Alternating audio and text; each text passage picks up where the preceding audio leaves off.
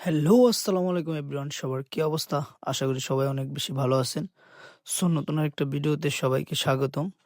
তো আজকে চলে এসেছি সাভারের ভিতরে অন্যতম একটা সুন্দর জায়গা, যে জায়গাটার নাম মনপুরা দ্বীপ।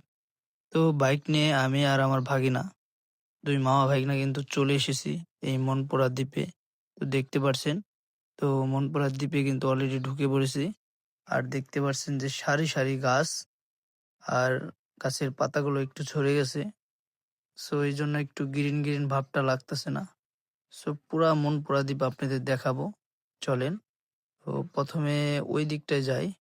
সো ওই দিকের যে ভিউগুলা দেখি, ওই পাশের ভিউগুলা কিরকম।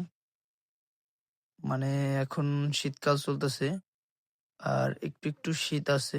এই জায়গাটা অবস্থিত জাহাঙ্গীরনগর বিশ্ববিদ্যালয়ের খুব কাছাকাছি।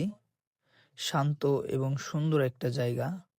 যারা নেচার ভালোবাসেন বা নিরিবিলি সুন্দর জায়গা পছন্দ করেন, তাদের জন্য হতে পারে এই মনপুরা দ্বীপ বেস্ট একটা জায়গা।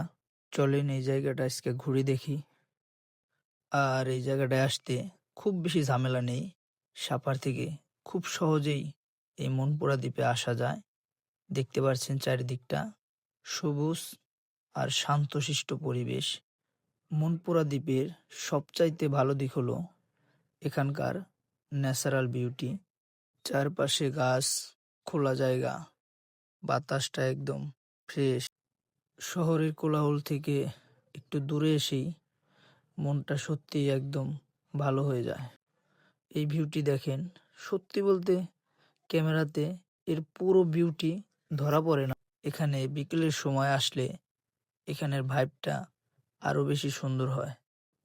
যারা বন্ধুদের সাথে চিল করতে চান, ছোট পিকনিক করতে চান, কিংবা একা একটু সময় কাটাতে চান, তাহলে মনপুরা দ্বীপ হতে পারে আপনার জন্য দারুণ একটা অপশন। সো জায়গাটা পরিষ্কার রাখবেন।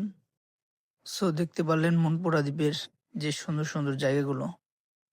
তো আজকের মতো ভিডিও এই পর্যন্তই। তো দেখা হচ্ছে নতুন কোনো ভিডিওতে।